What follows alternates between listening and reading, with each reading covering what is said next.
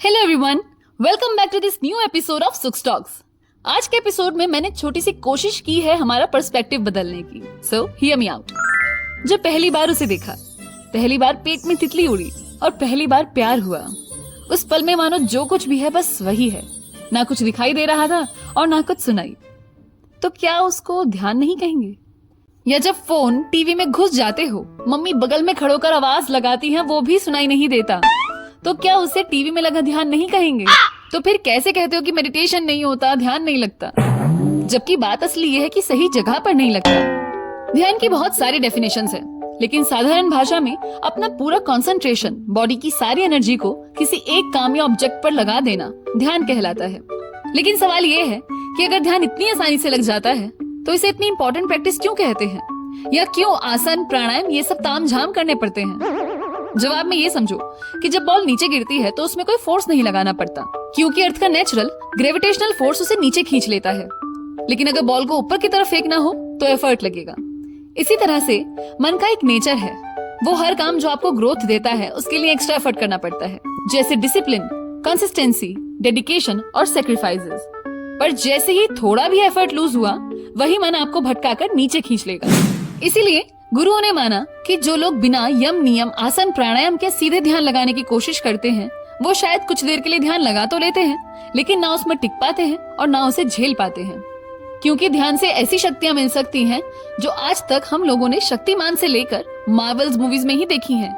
लेकिन उन शक्तियों को संभालने के लिए शरीर को आसन और प्राणायाम के जरिए ही तैयार किया जाता है। सीधे ध्यान लगाना छोटे बच्चे के हाथ में तलवार देने जैसा है, जिससे वो खुद को ही हार्म कर सकता है। अब कहोगे कि लंबी लंबी फेंक रही है, रुको जरा, सब्र करो। मेडिटेशन मैग्नीफाइंग ग्लास की तरह होता है। जैसे मैग्नीफाइंग ग्लास पर पड़ने वाली धूप को वो इकट्ठा करके एक शार्प रे बनाता है, और उस शार्प रे को आप किसी कागज पर डालोगे तो वहाँ से कागज जलने लगेगा। यानी धूप लेजर बीम के जैसे काम करती है। सेम गोज विद ध्यान। ध्यान आपके मन में, शरीर में इधर उधर बिखरी एनर्जी को एक जगह फोकस कर देता है। ऐसे में आप जो भी करना चाहो उस एनर्जी से वो लेवल अचीव कर सकते हो। जैसे हनुमान जी का खुद को सूरज से बड़ा कर लेना या मच्छर से छोटा कर लेना, परशुराम जी का मन की गति से ट्रैवल करना, भगवान शिव का एक अंगूठे से पर्वत को दबा देना, ये सब सिर्फ माइथोलॉजिकल किस्से नहीं है।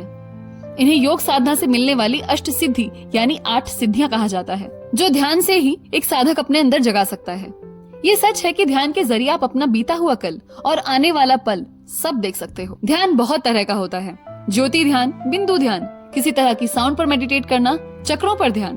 और इसे करने के तरीके को भी समझना जरूरी है, जैसे ध्यान में जाना और ध्यान से वापस आना। ऐसा नहीं है कि आंखें खोल दिया फिनिश। मेडिटेशन के सभी लेवल्स को समझने के लिए जरूरत होती है एक गुरु की। जैसे खजाना खोजने जाओ और रास्ते में चंद सोने के सिक्के पड़े मिल जाएं, और ये सोचकर वापस आ जाओ कि जो भी था यही था। ऐसे भटकाव ध्यान के रास्ते में भी आते हैं।